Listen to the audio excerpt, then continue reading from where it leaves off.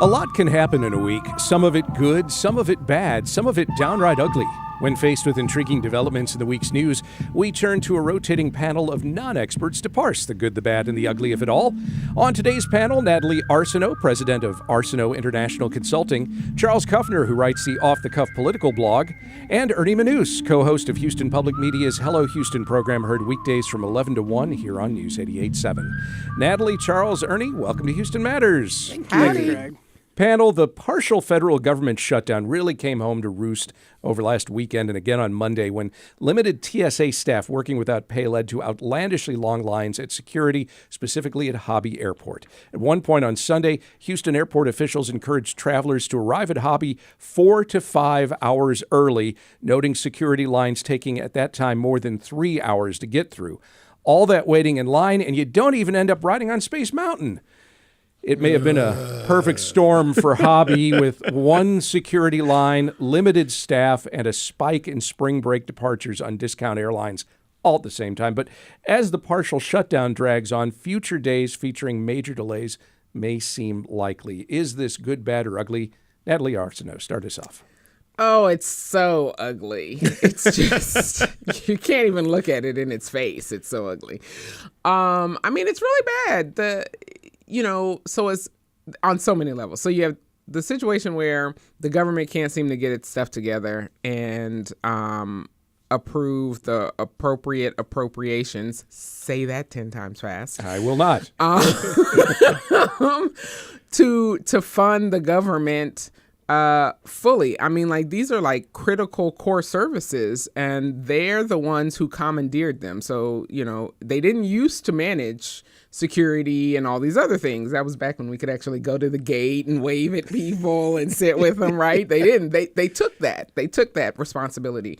And so if you took the responsibility, then it's your job to pay for the responsibility, and you need to get over yourselves and get over your ego and pass the funding so that people aren't showing up to work unpaid, which, people show up to work paid and are not necessarily motivated.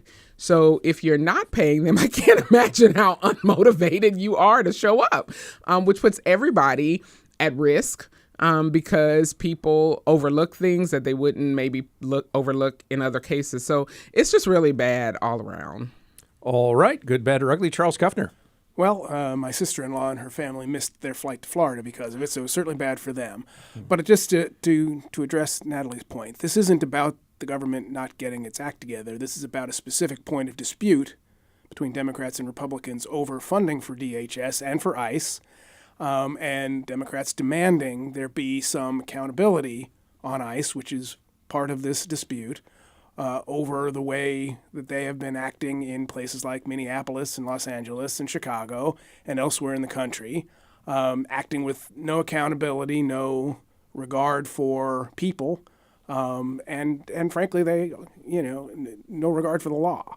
So, this dispute could end any time if President Trump were to agree to some fairly straightforward and, I should say, according to all polling, popular requests for specific actions to take regarding ICE and its actions, its policies, its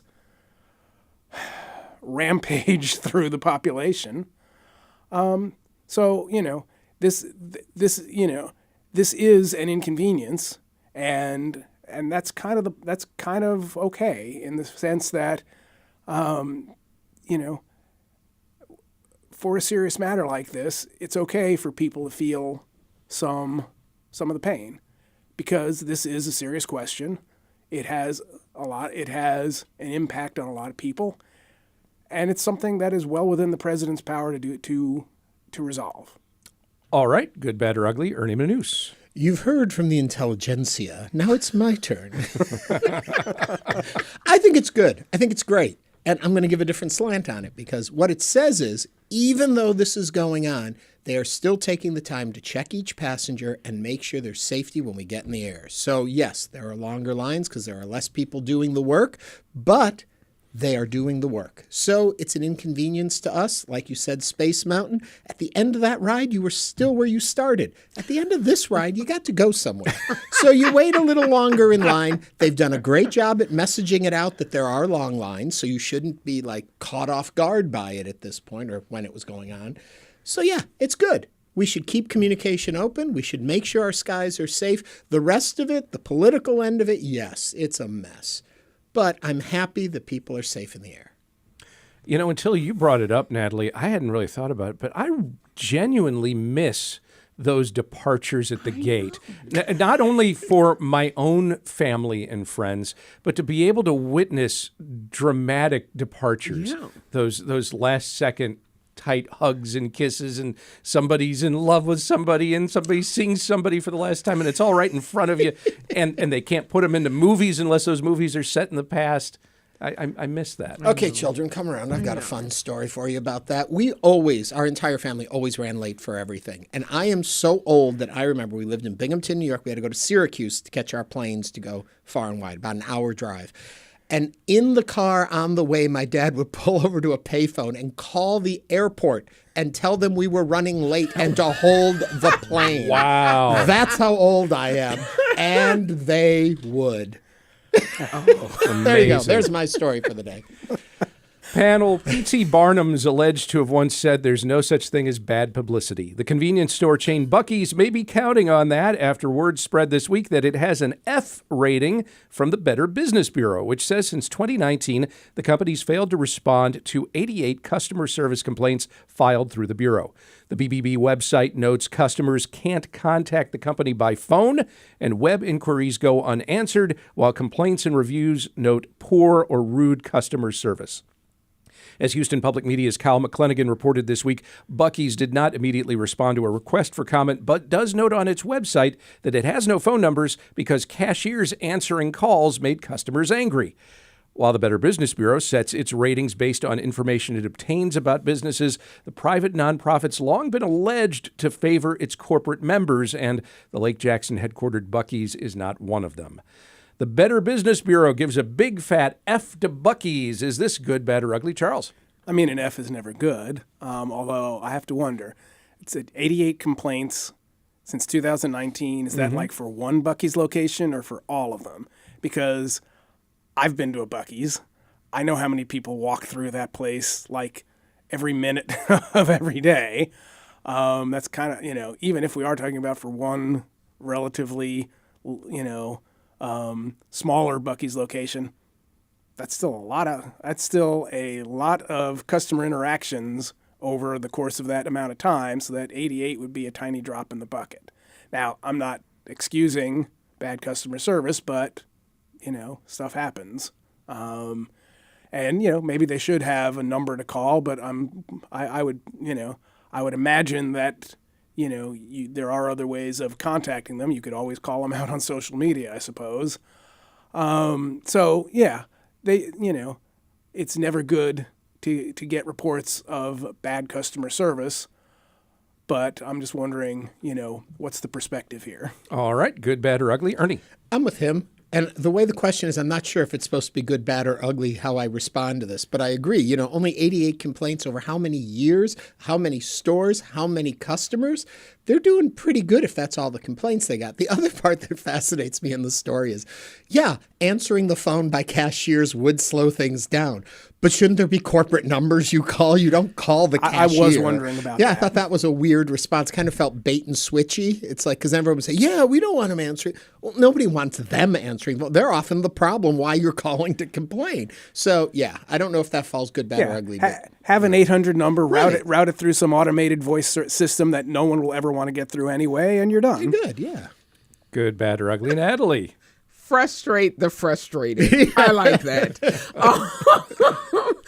I mean, I have other reasons that Buc-ee annoys me sometimes. But in this case, I agree. 88, complaints from 2019 on across all the stores that they have. It's really not that bad. I also question when people just say that they got rude service. I'm like, can we quantify what that means? I mean, people have bad days. You may have been rude. Like, who knows? Like, if we could just all just have a little more grace and mercy, it would be so much better. And we're moving into an era, it's not just Buc-ees, where companies really don't have phone numbers for you to call anymore. Like, it's one of the reasons why me and like delivery services aren't very friendly with each other, because I'm like, where's my order? And there's no 800 number to call. There's nothing. So, I mean, Buc-ees may just be following the trend of not having paying for a phone number, because again, that's a business cost, an overhead that you don't necessarily need to have when you already have emails in place and social media, as Charles mentioned. So I think there's lots of other avenues that people can reach out if they have an issue, and you can also just not return back to the store. Panel, for generations now, we've been promised flying cars. Now, Texas will be among more than 24 states where 8 proposed variations will be tested, according to an FAA announcement on Monday. As Texas Public Radio's Corey Cook reported this week, technically what's being tested are called electric vertical takeoff and landing aircraft, or eVTOLs. They might be used in the future for emergency medical response, delivering cargo, or, yes, as flying taxis. Also, technically, flying cars are not new. The Taylor Aero car was designed and built by Moulton Taylor in 1949 and featured folding wings that you could turn a road vehicle into a small plane in just 5 minutes. You just had to park the car, take the wings out, put them in place, and then, fly off. Oh, well. Data from the pilot projects announced Monday will be used by the FAA to develop new regulations for air taxis, which would raise all sorts of questions about pollution and safety and privacy and equity, among other concerns. We're testing flying cars now. Is this good, bad, or ugly? Ernie? It's fabulous. It is good. I love it. Now, if anyone that follows our show, I'm always complaining about helicopters. I don't trust mechanics. I don't trust human interaction in something that can't glide. It just drops. So I'm not a big fan of helicopters. And for some reason, on the other hand, I love the idea of flying cars. I'm not exactly sure how those two thoughts I'm going to say it's about the Jetsons. Do, do, do, do, do. Yeah. Oh, I hope I don't want to get hit with a copyright, so I won't finish that song. I think it's great, and I think it's great also because we are headed that direction. Let's be on the cutting edge of it and be involved in it, but also for emergency vehicles. When I watch this. My mom, she goes to the hospital weekly, it seems, and going through the traffic, even with ambulances, just imagine if you go up, zip, and drop them, well, not drop them, but land. The safety. Speed, the safety, the concern of that, I think it's wonderful. And like today, I was running late. Wouldn't it have been great if I could have gone above the traffic and come right here? So, yes, I'm all in favor. I think it's great, and I'm happy we're part of it. Okay, Natalie. Oh, I don't like this at all. I mean, just looking at urban epicenters like Houston and across the country, drivers really can't drive. And they've been dealing with cars for 100 years now. I'm like, I just don't think this is a good idea. Now, on a case-by-case basis, for like emergency vehicles, that I'm here for. I'm that like if we just left the air to emergency responders, I would be okay with that. But to just have 3 million Houstonians in the air in some flying cars, y'all, that's not going to look good. That's not going to be a good look at all. It's going to be cars dropping. Righty. Charles. Yeah, I'm kind of with Ernie here. I've been fascinated by this for a long time. I follow this story a lot, and they've kind of got two different versions of these eVTOLs. One that is, as you say, for short trip in city services. One of the use cases that was being put forth before it got dialed back a little was like for getting to and from the airport. But it's also, there's also a version of this that's, pushing these electronic flying machines as like, short hop regional airports. So Houston to Dallas, for example. You get there in less than 90 minutes. You probably. I wonder if anything else could do that. I don't know. It doesn't seem like it yet. I mean, I have questions about what the business use case for some of these things are. Like, they're probably not going to pick you up at your house, so you're going to have to go someplace to get on this thing to get to the airport. And I don't know if that's going to be any more convenient or less time consuming than just driving or taking an Uber to the airport. And yes, I think we are all concerned about what happens if there's a mid-air collision. I think you're overthinking this a little bit. Yeah, Charles, flying cars. Oh, I know. I remember those Flying IBM ads in cars. which Avery Brooks yelled at us how we were all promised flying cars in the year 2000. So no, I am excited about this. I'm just not sure how it's going to work, and I'm kind of interested to see. All right. Well, I think that's a good landing spot for us. A safe, slow, calm landing. Natalie Arceneaux is president of Arceneaux International Consulting. Charles Kuffner writes the Off The Kuff political blog. Ernie Manouse co-hosts Hello Houston weekdays from 11 to 1 on News 88.7. Natalie, Charles, Ernie, thank you very much. Thanks, Greg.